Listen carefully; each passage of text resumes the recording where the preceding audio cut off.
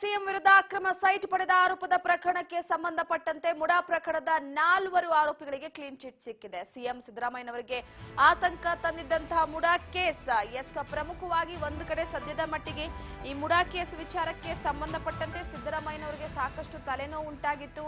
ಮುಡಾ ಪ್ರಕರಣದ 4 ಆರೋಪಿಗಳಿಗೆ clean chit ಸಿಕ್ಕಿದೆ. ಅಂತಿಮ ವರದಿಯನ್ನ ಸಲ್ಲಿಕೆ ಮಾಡಿದ್ದಾರೆ ಲೋಕಾಯುಕ್ತ ಪೊಲೀಸರು.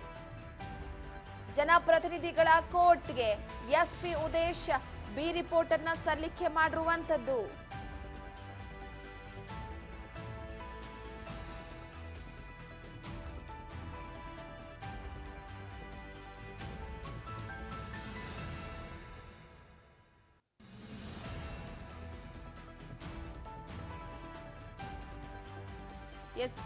ಪ್ರಮುಖವಾಗಿ ಮುಡಾ ವಿಚಾರಕ್ಕೆ ಸಂಬಂಧಪಟ್ಟಂತೆ ಅಂತೂ ಇಂತೂ ಫೈನಲಿ ಸಿದ್ದರಾಮಯ್ಯನವರಿಗೆ ಕ್ಲೀನ್ ಚಿಟ್ ಸಿಕ್ಕಿರುವಂತದ್ದು.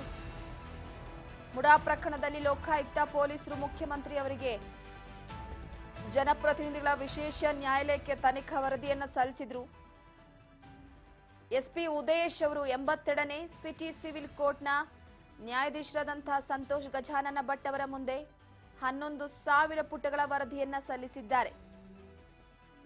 ವರದಿಯನ್ನು ಸಲ್ಲಿಸುವ ಮುಖಾಂತರವಾಗಿ ಒಂದು ಕಡೆ ಸದ್ಯದ ಮಟ್ಟಿಗೆ ಮುಡಾ ಪ್ರಕರಣದಲ್ಲಿ ಒಂದೆಡೆ ಸಿದ್ದರಾಮಯ್ಯನವರಿಗೆ ಮುಡಾ ಪ್ರಕರಣ ಸಾಕಷ್ಟು ತಲೆನೋವನ್ನ ಉಂಟು ಮಾಡಿತ್ತು.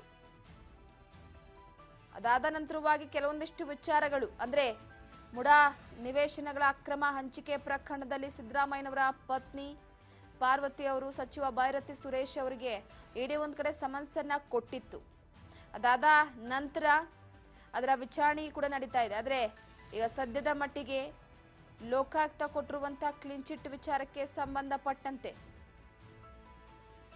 ಸಿದ್ದರಾಮಯ್ಯನವರಿಗೆ ಸ್ವಲ್ಪ ರಿಲೀಫ್ ಸಿಕ್ಕಿದೆ.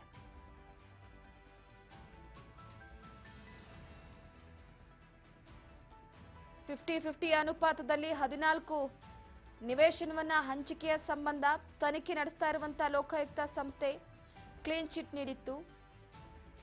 ಮುಡಾ ಪ್ರಕರಣದಲ್ಲಿ ತಮಗೂ ಹಾಗೂ ತಮ್ಮ ಕುಟುಂಬದವರಿಗೆ ಲೋಕಾಯುಕ್ತರು ಕ್ಲೀನ್ ಚಿಟ್ ನೀಡಿರುವ ಬಗ್ಗೆ ಯಾವುದೇ ಮಾಹಿತಿ ಇಲ್ಲ ಅಂತ ಸಿದ್ದರಾಮಯ್ಯನವರು ಹೇಳಿದ್ರು. ಆದರೆ ಮುಡಾ ಹಗರಣದ ಕುರಿತು ಮುಖ್ಯಮಂತ್ರಿಗಳ ಒತ್ತಡಕ್ಕೆ ಮಣಿದು ಲೋಕಾಯುಕ್ತ ಸಂಸ್ಥೆ ಕ್ಲೀನ್ ಚಿಟ್ ಕೊಟ್ಟುವ ಕೆಲಸವನ್ನ ಮಾಡಿದೆ ಅಂತ ವಿರೋಧ ಪಕ್ಷದವರು ಕೂಡ ವಾಗ್ದಾಳಿ ನಡೆಸ್ತಾ ಇದ್ದಾರೆ.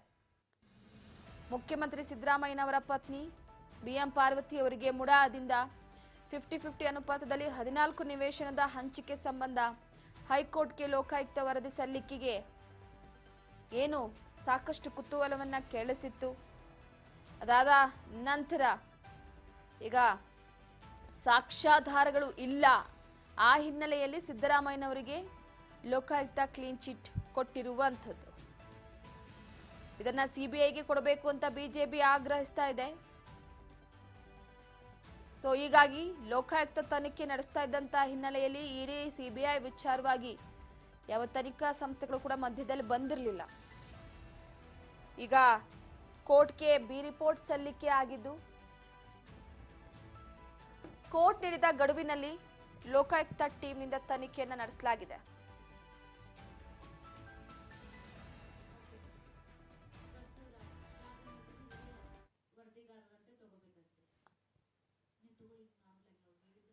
ಈ ಬಗ್ಗೆ ಮತ್ತಷ್ಟು ಅಪ್ಡೇಟ್ ಕೊಡ್ತಾ ಹೋಗ್ತಾರೆ ನಮ್ಮ ಪ್ರತಿನಿಧಿ ಬಸವರಾಜ್. ಪ್ರಮುಖವಾಗಿ ನೋಡಿ ಸದ್ಯದ ಮಟ್ಟಿಗೆ ಈಗಾಗಲೇ ಒಂದು ಲೋಕಾಯುಕ್ತ ಅಧಿಕಾರಿಗಳಿಂದ ಮುಡಾ ಪ್ರಕರಣಕ್ಕೆ ಕ್ಲೀನ್ ಚಿಟ್ ಸಿಕ್ಕಿದೆ.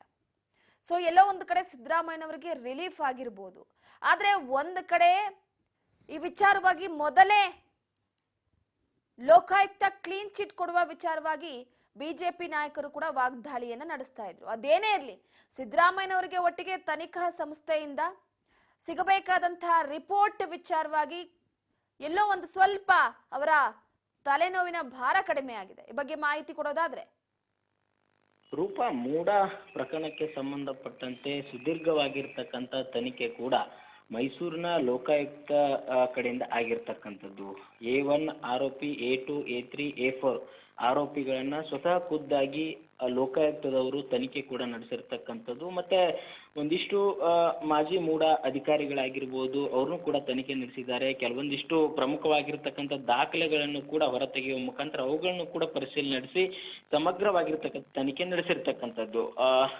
ಏನು ಮೈಸೂರಿನ ಲೋಕಾಯುಕ್ತ SP ಆಗಿರ್ತಕ್ಕಂಥ ಉದೇಶ್ ಅವರ ಸಾರಥ್ಯದಲ್ಲಿ ಈ ಒಂದು ಏನು ತನಿಖೆ ಕೂಡ ಆಗಿರ್ತಕ್ಕಂಥದ್ದು. ಆದ್ರೆ ರೂಪಾ, ಪ್ರಮುಖವಾಗಿ ಈಗಾಗಲೇ ವರದಿಯನ್ನ ಸಿದ್ಧಪಡಿಸಿಕೊಂಡಿರ್ತಕ್ಕಂಥ ಲೋಕಾಯುಕ್ತ ಈಗಾಗಲೇ ನ್ಯಾಯಾಲಯಕ್ಕೆ ಒಂದು 11,000 ಪುಟಗಳ ಒಂದು ವರದಿಯನ್ನು ಕೂಡ ಸಲ್ಲಿಕೆ ಮಾಡಿರ್ತಕ್ಕಂಥದ್ದು. ಅದರಲ್ಲಿ ಪ್ರಮುಖವಾಗಿ CM ಸಿದ್ದರಾಮಯ್ಯನವರು ಆಗಿರ್ಬೋದು, ಅವರ ಪತ್ನಿ ಆಗಿರ್ಬೋದು, ಏನು 4 ಜನ ಆರೋಪಿಗಳಿದ್ದಾರೆ, ಅವರು ಅದರಲ್ಲಿ ತಪ್ಪು ಎಸಗಿದ್ದಾರೆ ಅನ್ನುವಂಥದ್ದನ್ನ ಆರೋಪ ಇರ್ತಕ್ಕಂಥದ್ದು. ಈಗಾಗಲೇ ಸಾಮಾಜಿಕ ಕಾರ್ಯಕರ್ತರಾಗಿರ್ತಕ್ಕಂಥ ಸ್ನೇಹಮಯಿ ಕೃಷ್ಣ ಅವರು ಕೊಟ್ಟಿನ ದೂರಿನ ಅನ್ವಯ ಅದನ್ನ ತನಿಖೆ ಮಾಡಲಾಗ್ತಾ ಇತ್ತು. ಆದ್ರೆ ಇದೀಗ ಲೋಕಾಯುಕ್ತದರು ಸಮಗ್ರವಾಗಿ ತನಿಖೆ ನಡೆಸಿ ಈ ಒಂದು ಆರೋಪದ ಅಡಿಯಲ್ಲಿ ಇರ್ತಕ್ಕಂಥದ್ದು ನಾವೆಲ್ಲ ಕೂಡ ತನಿಖೆ ನಡೆಸಿದ್ವಿ. ಆದ್ರೆ ಆರೋಪ ತಕ್ಕಂಥದಕ್ಕೆ ಯಾವುದೇ ರೀತಿ ಆಧಾರಗಳಿಲ್ಲ, ಇದರಲ್ಲಿ ಅವರು ತಪ್ಪು ಎಸಗಿದ್ದಾರೆ, ಕಾನೂನನ್ನ ಉಲ್ಲಂಘನೆ ಮಾಡಿದ್ದಾರೆ ಅನ್ನುವಂಥದ್ದಕ್ಕೆ ಯಾವುದೇ ರೀತಿ ಆಧಾರಗಳಿಲ್ಲ. ಹಾಗಾಗಿ ಇದು ಆರೋಪ ನಿರಾದೋಷ ಅನ್ನುವಂಥದ್ದನ್ನು ಕೂಡ ಅದಕ್ಕೆ ಸಾಬೀತುಪಡಿಸಿ ಅದನ್ನ ಈಗ ಬಿ ರಿಪೋರ್ಟ್ ಅನ್ನ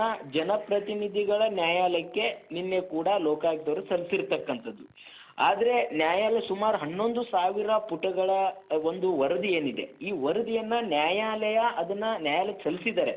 ಆದ್ರೆ ನ್ಯಾಯಾಲಯ ಇದನ್ನ ಪರಿಶೀಲನೆ, ಯಾಕಂತಂದ್ರೆ 11,000 ಪುಟಗಳು ಇರುವಂತದ್ದು, ಏನೇನು ಉಲ್ಲೇಖ ಮಾಡಿದ್ದಾರೆ, ಏನೇನು ಅದರಲ್ಲಿ ಅಂಶಗಳನ್ನ ಹಾಕಿದ್ದಾರೆ, ಇವೆಲ್ಲವನ್ನು ಕೂಡ ನ್ಯಾಯಾಲಯ ಪರಿಶೀಲನೆ ಮಾಡಬೇಕಾಗಿದೆ.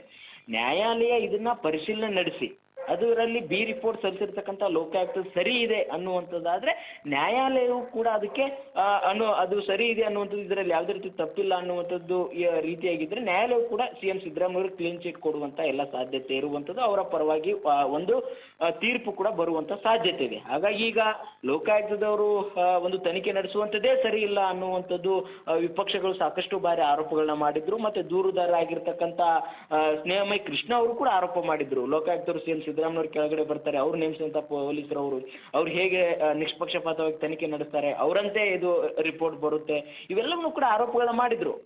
ಅವರ ಆರೋಪಗಳಂತೆ ಈ ಒಂದು ವರದಿ ಬಂದಿದೆಯೋ ಗೊತ್ತಿಲ್ಲ, ಆದ್ರೆ ಬಿ ರಿಪೋರ್ಟ್ ಮಾತ್ರ ಸಲ್ಲಿಕೆ ಆಗಿದೆ. ಹಾಗಾಗಿ ನ್ಯಾಯಾಲಯ ಇದನ್ನ ಪರಿಶೀಲನೆ ನಡೆಸಿ ಯಾವ ರೀತಿಯಾಗಿ ತೀರ್ಪು ಕೊಡುತ್ತೆ ಅನ್ನುವಂಥದ್ದೇ ಕುತೂಹಲ. ಆದ್ರೆ ಸದ್ಯಕ್ಕೆ ಮಾತ್ರ CM ಸಿದ್ದರಾಮಯ್ಯರಿಗೆ ಮೂಡ ಹಗರಣ ಅಂತಕ್ಕಂಥದ್ದು ದೊಡ್ಡ ಮಟ್ಟಿಗೆ ಒಂದು ರಾಜಕೀಯವಾಗಿರ್ತಕ್ಕಂಥದ್ದು ಕೂಡ ಕಂಟಕ ಎದುರಾಗಿತ್ತು. ರಾಜ್ಯ ಅಷ್ಟೇ ಅಲ್ಲ, ದೇಶದ ಮಟ್ಟದಲ್ಲಿ ಕೂಡ ಇದು ಚರ್ಚೆ ಆಗಿತ್ತು. ಪ್ರಧಾನಿ ನರೇಂದ್ರ ಮೋದಿ ಅವರು ಕೂಡ ಬೇರೆ ರಾಜ್ಯ ಚುನಾವಣಾ ಸಂದರ್ಭದಲ್ಲಿ ಇದನ್ನ ಉಪಯೋಗಿಸಿದ್ರು ಅಸ್ತ್ರವನ್ನಾಗಿ. ಹಾಗಾಗಿ ಇದು CM ಸಿದ್ದರಾಮಯ್ಯವರ ಒಂದು ರಾಜಕೀಯ ಒಂದು ಜೀವನಕ್ಕೂ ಕೂಡ ಕೆಲವೊಂದಿಷ್ಟು ಕಪ್ಪು ಚುಕ್ಕೆ ಎಂಬಂತೆ ಕೂಡ ಕಾಡ್ತಾ ಇತ್ತು. ಹಾಗಾಗಿ ಇದೀಗ ಒಂದು ಲೋಕಾಯುಕ್ತವರು ಕ್ಲೀನ್ ಚಿಟ್ ಕೊಟ್ಟಿರ್ತಕ್ಕಂಥ ಹಿನ್ನೆಲೆಯಲ್ಲಿ ಅವರಿಗೆ ಒಂದಿಷ್ಟು ನಿರಾಳತೆ ಬಂದಿರತಕ್ಕಂಥದ್ದು. ರೂಪಾ, ಥ್ಯಾಂಕ್ ಯು ನಿಮ್ಮೆಲ್ಲ ಮಾಹಿತಿಗಾಗಿ ಬಸವರಾಜ್. ಒಟ್ಟಾರೆಯಾಗಿ ಈಗಾಗಲೇ CM ಸಿದ್ದರಾಮಯ್ಯನವರ ಈ ಮುಡಾ ಕೇಸ್ ವಿಚಾರಕ್ಕೆ